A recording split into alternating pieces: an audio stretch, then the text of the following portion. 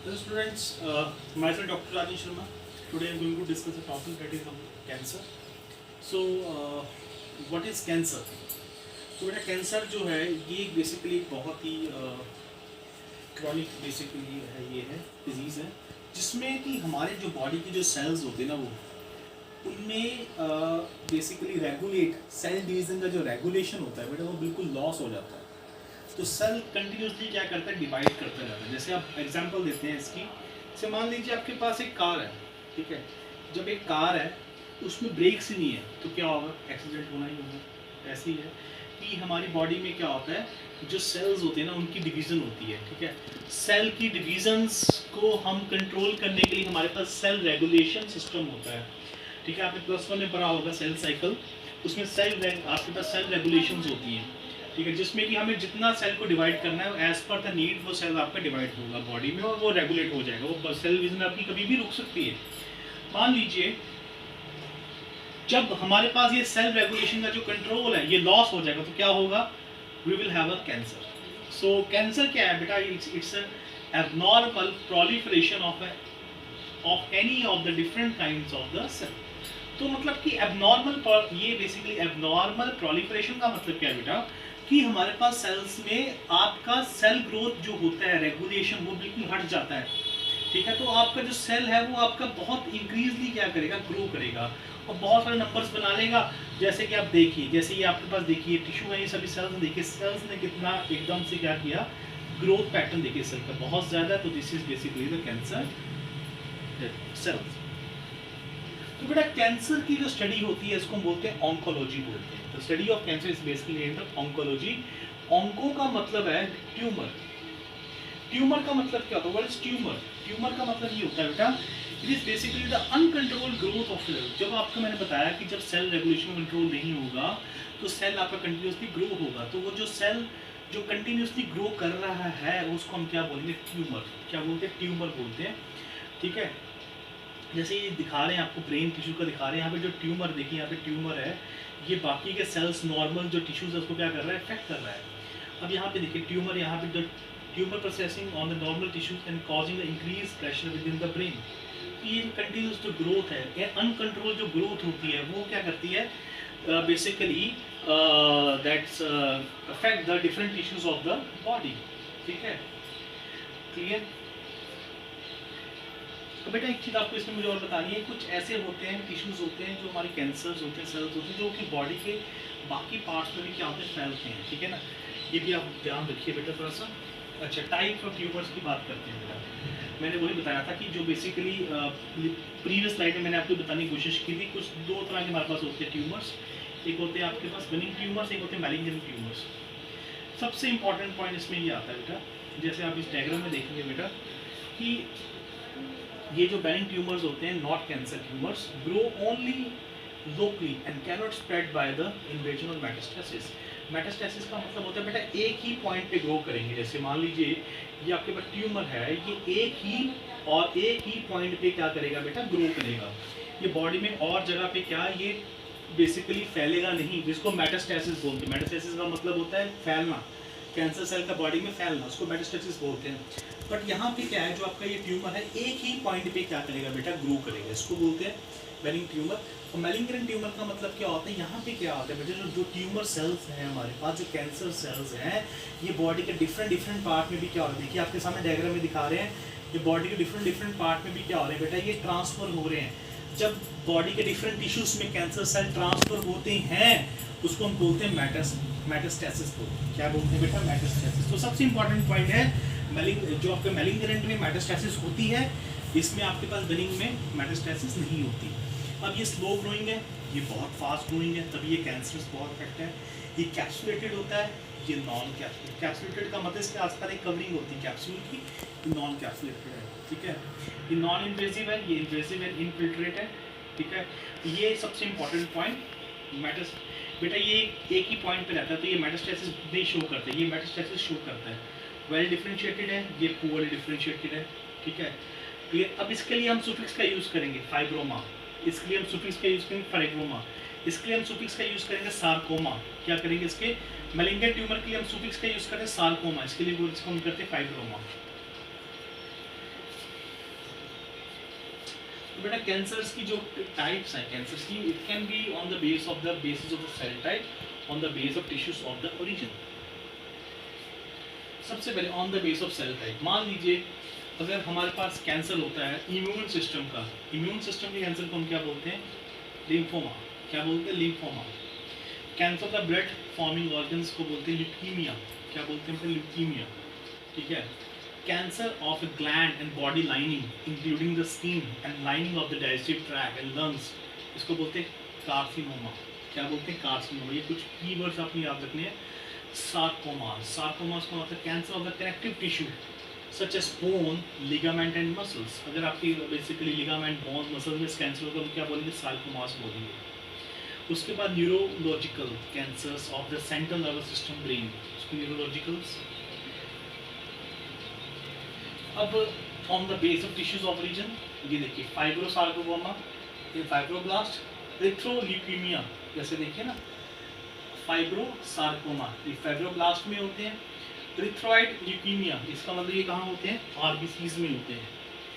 और बेसिकली जो more chances of the cancer है, देखिए जैसे लंग कैंसर, इसमें वुमेन में चांस है 26%, ब्रेस्ट में 15%, 9% कॉलन, पैंक्रियास कैंसर 6% ओवरी में, 4%, 3% ल्यूकीमिया, 3% यूट्राइन कॉर्पस। तो basically these are the percentage of the cancer in the male and female different parts of the body. तो मेल में देखते हैं lungs, prostate cancer, colon, pancreas, liver cancer, leukaemia, oesophagus cancer, urinary bladder cancer, kidney cancer. तो ये सब आपके पास categories हैं कौन कौन से पार्ट्स में कैंसर मेल और फीमेल में होता है। अब देखिए बेटा डेवलपमेंट ऑफ कैंसर, कैंसर की बेटा 3 स्टेजेस होती हैं, initiation, promotion and progression. Initiation का मतलब क्या होता है? Single cell undergoing a mutation that cause it to divide repeatedly. बेटा होता क्या है? बेटा एक हमारी बॉडी में नॉर्मल सेल्स होते हैं, ठीक है। नॉर्मल सेल में हमारे पास क्या होते हैं बेटा? प्रोटोऑन्कोजीन्स होते हैं। क्या होते हैं बेटा? प्रोटोऑन्कोजीन्स। प्रोटोऑन्कोजीन्स का मतलब होता है बेटा, मैं आपको नेक्स्ट वीडियो में प्रोटोऑन्कोजीन्स के बारे में पूरा डिस्कशन करवाऊंगा, बट यहाँ पे मैं बता रहा हूँ प्रोटोऑन्कोजीन्स होते हैं वो जीन्स जो आपके सेल ग्रोथ को रेगुलेट करते हैं बेटा, सेल ग्रोथ को रेगुलेट करेंगे। अगर मान लीजिए उस जीन में हमारे पास म्यूटेशन आ जाती है, क्या आ जाती है बेटा? म्यूटेशन, तो बेटा अब वो हमारे सेल ग्रोथ को रेगुलेट नहीं कर पाएंगे। अब वो प्रोटोऑन्कोजीन किस में कन्वर्ट हो जाएंगे बेटा? ऑन्कोजीन्स में। जब आपके सेल ग्रोथ को रेगुलेट नहीं कर सकते बेटा, तो सेल आपका कंटिन्यूसली क्या करेगा? डिवाइड करेगा। तो उसको हम बोलते हैं म्यूटेशंस। जीन में चेंज आने को क्या बोलते हैं? म्यूटेशन। तो यहाँ पे सबसे इनिशिएशन यही हमारी शुरुआत है। सिंगल सेल में हमारे पास क्या आती है? म्यूटेशन आती है। तो सेल आपको कंटिन्यूसली क्या करता है? डिवाइड करता है। ट्यूमर डेवलप होता है, ठीक है। उसके बाद ये and cell within the tumour mutate, ठीक है। ट्यूमर आपका डेवलप होता है, आगे ट्रांसफर, इसको बोलते हैं promotion. Cell mutate in such a way that allow it to invade the surrounding tissue. जो आपका जो अब इसके बाद है बेसिकली दैट प्रोग्रेशन। प्रोग्रेशन में क्या होता है? जो आपका सेल है वो भी म्यूटेट कर, सभी सेल्स आपकी म्यूटेट करने शुरू हो जाते हैं धीरे धीरे। तो धीरे धीरे ये पूरी बॉडी में क्या होता है? फैलना शुरू हो जाता है। तो 3 पार्ट्स में आपके पास डेवलपमेंट हो रही है कैंसर की। तो बेटा कॉजेज क्या है कैंसर के? तो मैंने आपको बताया अभी, प्रोटोऑन्कोजीन्स बताया। प्रोटोऑन्कोजीन्स हमारी क्या होती हैं? जो कि हमारे सेल की ग्रोथ को रेगुलेट करती हैं। जब प्रोटोऑन्कोजीन्स की बेटा वेरिएशन म्यूटेशन हो जाती है, वो किस में कन्वर्ट होती है? हमारे पास ऑन्कोजीन्स में। तो कारण क्या है इसके? रेडिएशंस हैं, केमिकल्स आ जाते हैं एंड वायरसेस आ जाते हैं। टोबैको वगैरह इसमें आपके पास केमिकल्स में आ जाते हैं। अब अगर ट्यूमर वायरस की बात करें, ट्यूमर वायरस में आपके पास आपने बस ये मेन पॉइंट याद रखना है। तो डीएनए वायरसेस हैं, जैसे आपके पास ये सभी आपके पास डीएनए वायरसेस जो basically these are all are responsible for the these all are the tumour viruses.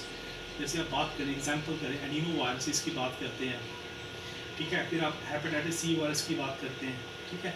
तो ये वायरसेस आपके ट्यूमर के लिए क्या है? रिस्पॉन्सिबल होते हैं। उसके बाद आपके पास है properties of cancer cell. Cancer cell की प्रॉपर्टीज क्या है? सबसे पहले क्या है? Less adhesive. लेस एडेसिव का मतलब ये सरफेस के साथ बाइंड नहीं होते, ये सरफेस के बिना भी ग्रो कर सकते हैं। Secrete protease, protein enzyme, protease enzyme secrete करते रहते हैं, ठीक है। एंजियोजेनेसिस, ठीक है। और फेल टू अंडरगो बेसिकली यहाँ पे जब देखिए होता क्या है, बात ये होती है, मान लीजिए कभी कोई सेल में कोई डिफेक्ट आ जाता है, तो हमारी बॉडी का एक नेचुरल मैकेनिज्म होता है कि वो जो सेल है वो डेथ कर जाएगा, इसको बोलते हैं apoptosis. But cancer cell death होती ही नहीं है, तो कैंसर सेल कंटिन्यूसली क्या करता है? ग्रो करता रहता है। Loss of density dependent inhibition. अब यहाँ पे बेटा नंबर इनिबिशन भी नहीं होती, जैसे हमारे पास नॉर्मल सेल में क्या है, जब डेंसिटी बढ़ जाती है ना तो हमारे पास क्या होता है, उसका रेट, उसका जो ग्रोथ रेट कम हो जाता है, बट यहाँ पे तो कुछ ऐसा है ही नहीं, ठीक है। Loss of content inhibition, defective differentiation, तो यहाँ पे सब कुछ क्या है, लॉस हो रहा है, तो इसकी वजह से आपको कैंसर की ग्रोथ क्या होती है, बहुत ज़्यादा होती है। अब देखिए ये आपको डायग्राम से दिखाएंगे।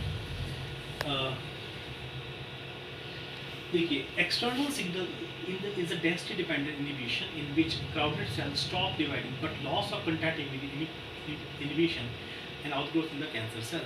मतलब कि क्या है कि जैसे कैंसर ये जो सेल है एंकर करते हैं डिश सरफेस के साथ, ये देखिए ये सरफेस दिखाई दे रहा है, यहाँ पे सेल आपका इसके साथ चिपक के ग्रो कर रहा है, इसको बोलते हैं एंकरेज डिपेंडेंस। क्या बोलते हैं आप इसको, एंकरेज डिपेंडेंस। तो जब सेल आपका डिवाइड करता है तो सेल आपके पास सिंगल लेयर बनाना शुरू कर देता है। अब सिंगल लेयर की वजह से क्या होता है, ये सभी सेल एक दूसरे के साथ क्या होते हैं, अटैच हो जाते हैं, देखिए ना ये सेल एक दूसरे के साथ क्या हो रहा है, अटैच हो रहे हैं, इसको बोलते हैं कॉन्टैक्ट इनहिबिशन। इसको क्या बोलते हैं, इसको बोलते हैं कॉन्टैक्ट, या इसको बोलते हैं कॉन्टैक्ट इनहिबिशन।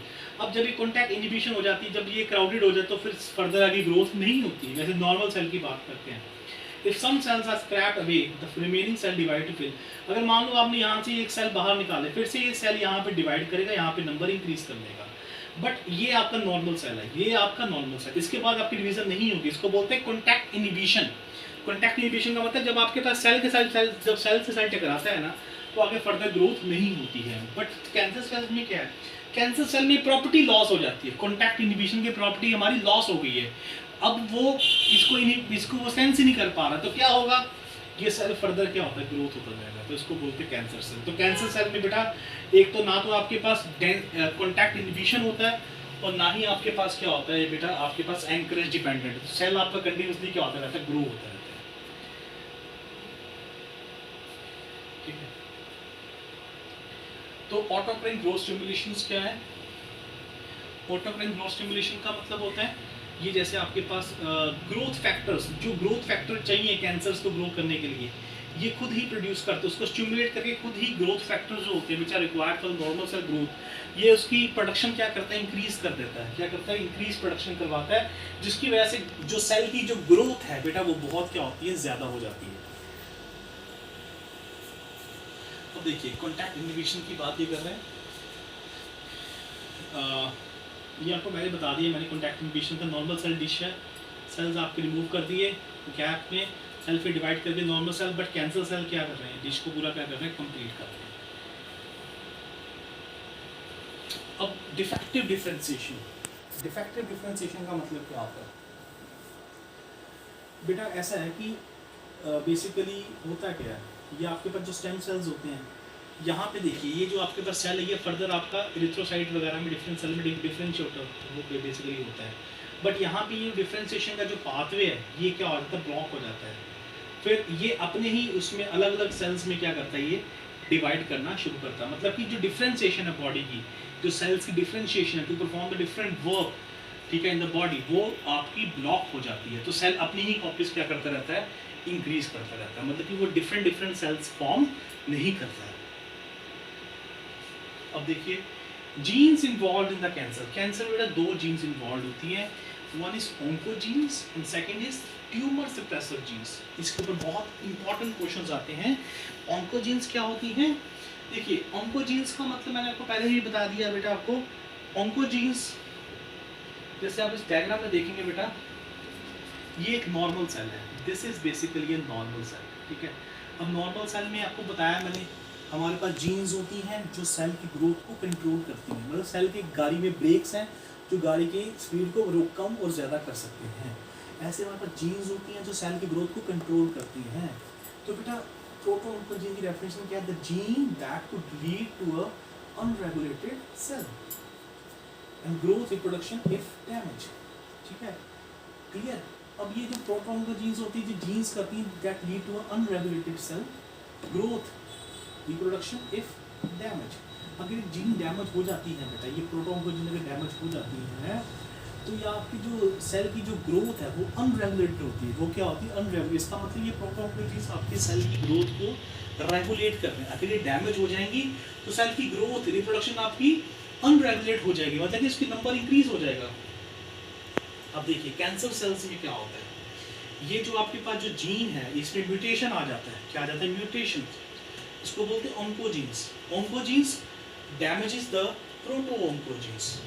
तो जो ऑन्कोजीन्स होती हैं, जब आपके पास डीएनए में जीन्स में चेंज आ जाता है तो उसको हम क्या बोलते हैं? ऑन्कोजीन्स। फिर ऑन्कोजीन्स क्या करती हैं?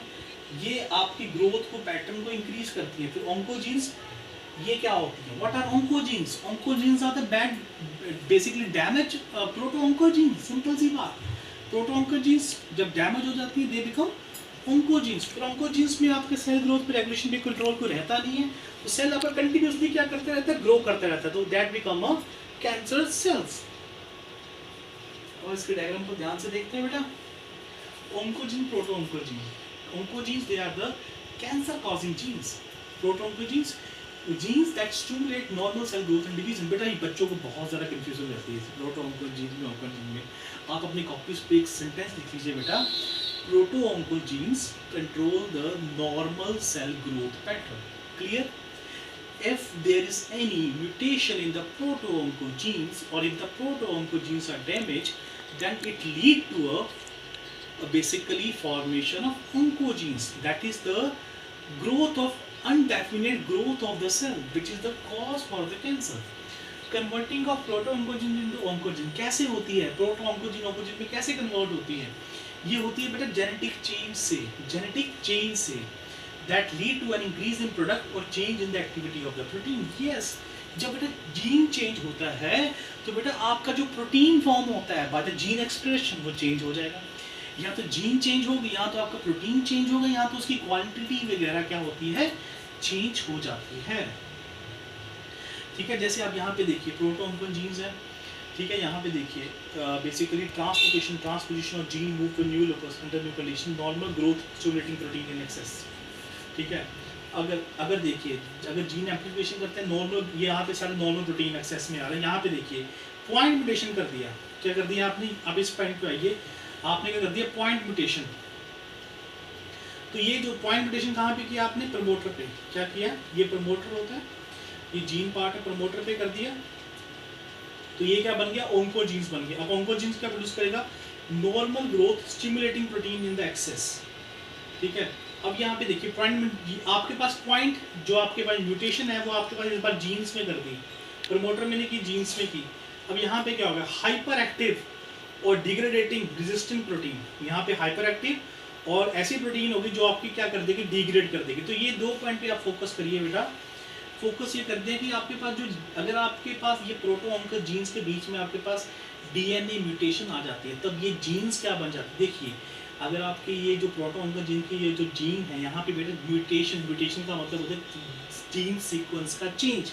अगर जीन सीक्वेंस का चेंज आ गया बेटा, ये क्या बन जाएगी बेटा? आपके पास ऑन्कोजीन्स। और फिर ये ऐसे प्रोटीन प्रोड्यूस करेंगे जिसका कि आपके सेल ग्रोथ पे कंट्रोल नहीं रहेगा और सेल का आपका नंबर इंक्रीज होता चला जाएगा। ये कुछ एग्जाम्पल्स दिए हुए हैं बेटा। ठीक है, ये कुछ एग्जाम्पल्स हैं आपके पास जीन के। ठीक है, और ये कैंसर कॉज हो रहे हैं, और ये कौन कौन से क्रोमोसोम पे क्या है आपके पास? चेंज आया। ये एग्जाम्पल्स हैं। अच्छा, ये चलिए इसको ध्यान से देखते हैं बेटा। बहुत एक आपका एग्जाम्पल देखते हैं। ये आपके पास P53 इन द कैंसर लेते हैं, नॉर्मल P53 एग्जाम्पल लेते हैं बेटा। आपको बड़ी अच्छी, बहुत अच्छा समझ लगेगा इसमें, तो ध्यान से देखिए प्लीज़। बेटा P53 normal, DNA damage, cell cycle abnormality, hypoxia. P53 क्या करता है? मान लीजिए P53 क्या करता है? सेल साइकिल को अरेस्ट करता है। ठीक है, यहाँ पे आपके पास डीएनए रिपेयर होता है, सेल साइकिल रीस्टार्ट हो जाता है। मान लीजिए अगर सेल साइकिल अरेस्ट है, सेल साइकिल को आपने बेसिकली रेस्ट पे किया हुआ, मान लीजिए अगर सेल आपका डैमेज रहता है, ठीक है, तो अगर सेल आपका रिपेयर नहीं हो सकता, नॉर्मल केस में अगर आपका सेल रिपेयर नहीं हो सकता तो सेल बेटा प्रोग्राम सेल डेथ में चला जाता है। देखिए when cellular damage occur, the P53 arrest the cell cycle until the damage is repaired. Damage cannot be repaired at apoptosis of the। बहुत ईजी चीज़ है।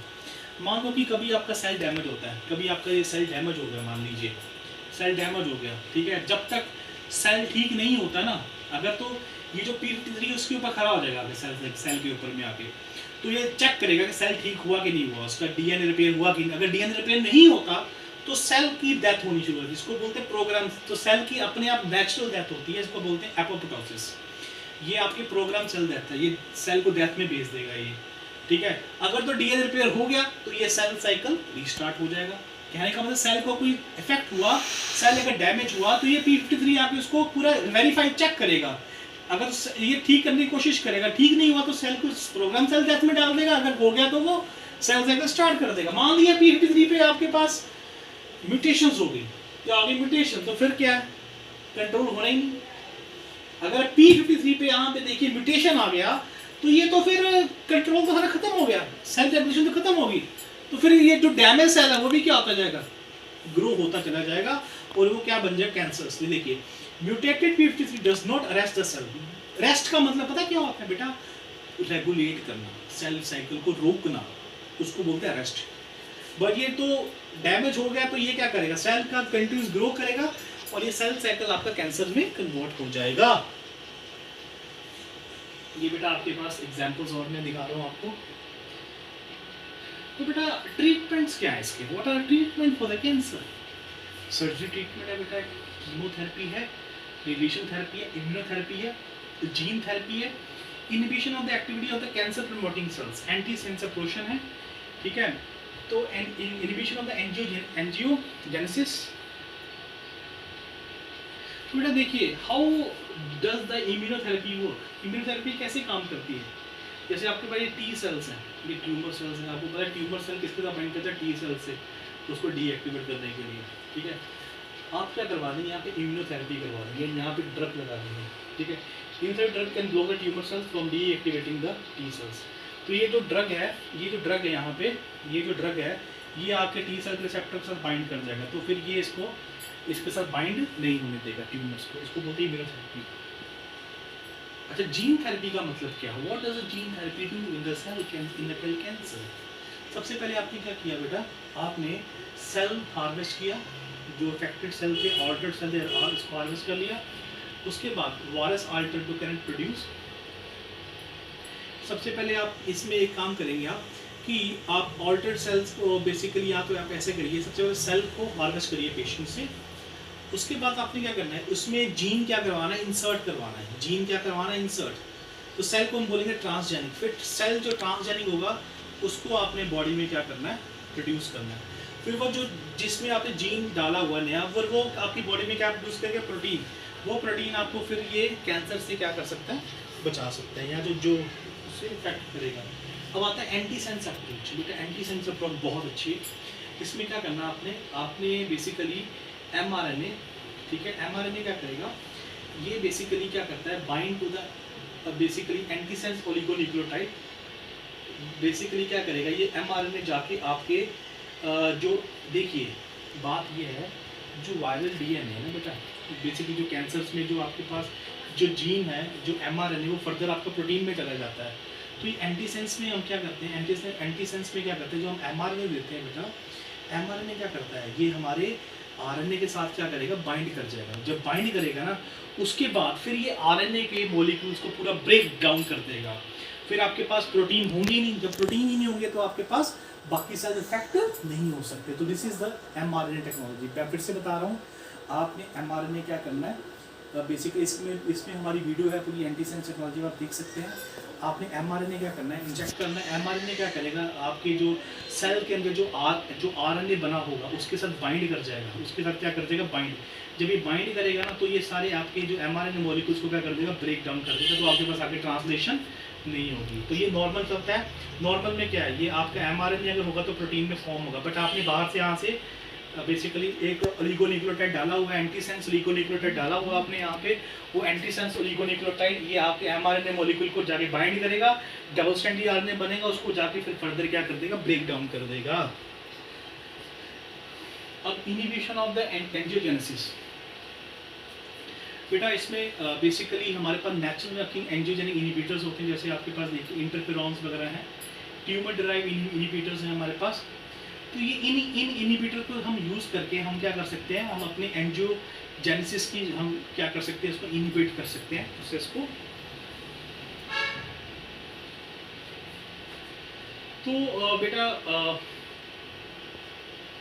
प्रिवेंशन ऑफ कैंसर क्या है, शुगर का यूज़ कम से कम करिए, अल्कोहल का यूज़ कम करिए, supplements वगैरह ज़्यादा लीजिए, ठीक है, और मोर बेबी को अपना ब्रेस्ट फीड, जो पेरेंट्स को, जो बेसिकली जो मदर को ब्रेस्ट फीड देना चाहिए, ठीक है, हमें प्रॉपर एक्सरसाइज करनी चाहिए, प्रॉपर अच्छी डाइट खाना चाहिए।